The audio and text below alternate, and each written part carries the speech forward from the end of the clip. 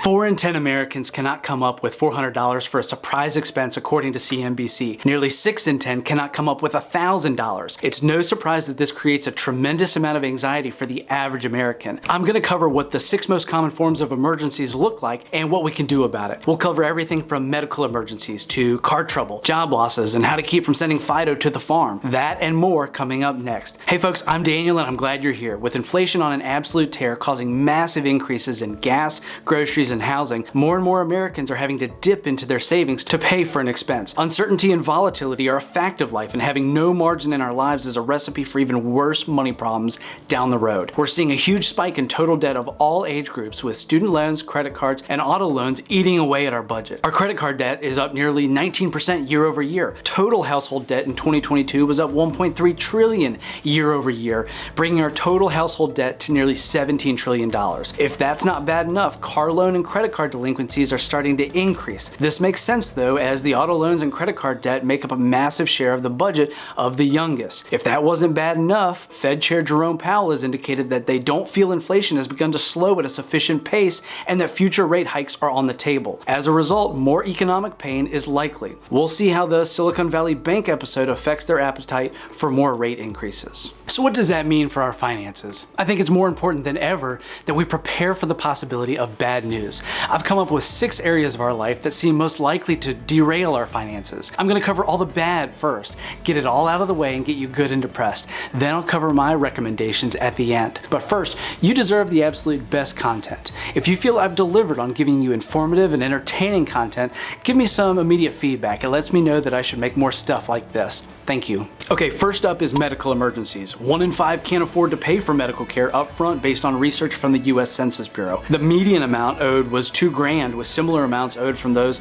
under 35 all the way up to age 64. Medical debt doesn't really drop off until the age of Medicare and Social Security. No surprise that the households that had at least one member that was disabled resulted in double the number of households with medical debt when compared to those with no disabilities. The percentage with medical debt doubles for those with partial or no medical coverage when compared to those that had full coverage. Additionally, the amount of debt increased from a median of $2,000 up to $3,000. The cost of medical care rose in 2022 by almost 10%, and there's no reason to think it will slow. Okay, next up on the list of most common emergencies is cars. This one is not surprising. More than 1 in 3 Americans has auto loans. Manufacturers such as Honda, Toyota, GM, and Ford all have warranties, but they typically run out between 3 years and 36,000 miles or 5 years and 60,000 miles. With average monthly payments for a new car at $700 or more, if you finance your car out beyond that 3 or 5 year period, there's a gap where if something goes wrong, your warranty won't cover it, but you're still shelling out tons of money every month for the car payment. If you bought a used car and financed it, your payment might be a couple $100s less, but you're less likely to be covered under warranty. Then you have to start dealing with wear and tear items such as brakes,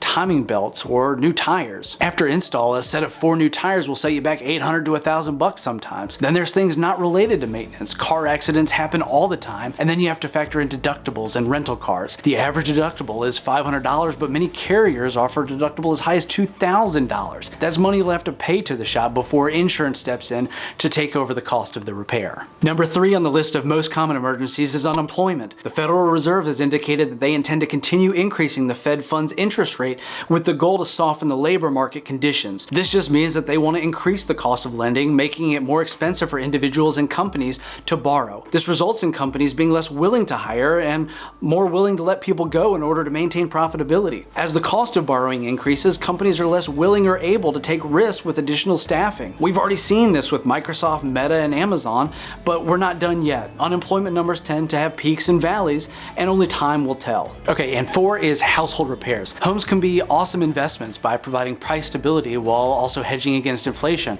but they can get expensive. From kitchen fires to leaks and water damage, HVAC failure, and pest infestations, the price tag for maintenance and wear and tear can spiral out of control. If your hot water heater goes out, your choice is a cold shower, or you can shell out $700. Similar to our cars, even if we have a covered loss through our insurance, we still have to pay the deductible anywhere from $500 to $2,000 to have the repairs completed. Alright, next up is life changes such such as divorce or making the decision to move. With nearly 700,000 divorces in 2021, this is like having an atomic bomb dropped on our finances. The cost of lawyers, court fees, paperwork, and division of assets can wreak havoc on our finances.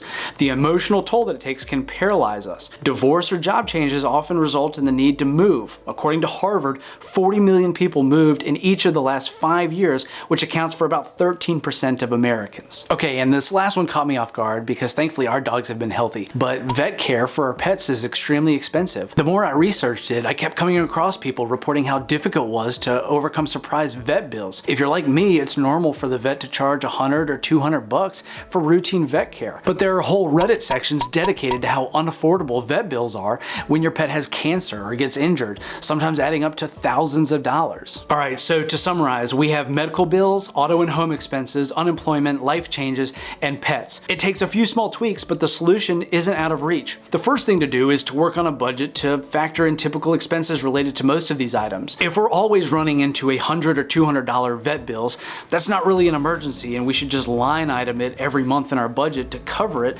just like we would groceries or gas. This lets us know if we need to alter our purchasing behavior to make room for the unexpected. We can then start saving monthly into something called a sinking fund, which is just a savings account or multiple savings accounts, ideally with the same company where we've earmarked it for future spending. If we know that the HVAC is 14 years old, we should probably start to aggressively save at least a few $100s a month and hope over time we'll be okay. After a couple of years, we should have enough cash set aside to cover the HVAC unit, and we don't have to go into debt to do it. The same goes for our car. If we can absorb the cost of a couple of tires in our normal budget, then we should be okay. However, if we don't have the margin in our budget to cover it, we need to think into the future and work our way backwards. This works on things like vacations and upgrading our car and so much more. It just requires planning. Once we've put in place our automatic savings goals for these potential challenges, we then start sending excess cash to a high-yield savings account. Capital One has a great option for this, where you can have numerous savings accounts within the same account. That way you can have your vacation, your new car, and HVAC sinking funds all under the same roof. With interest rates having increased some, you're actually getting something for your money. I wouldn't waste time with a savings account from the big banks. Their returns are typically terrible. I really do believe we have a cultural problem when it comes to savings. The Japanese have averaged a gross saving rate of 30% for decades. The Swiss are even better. They've been at 35%, and we're at a pitiful 19%. But we can change it starting today. I'm glad you stopped by. If you like what you saw, click on these links here for similar content. Until next time, later.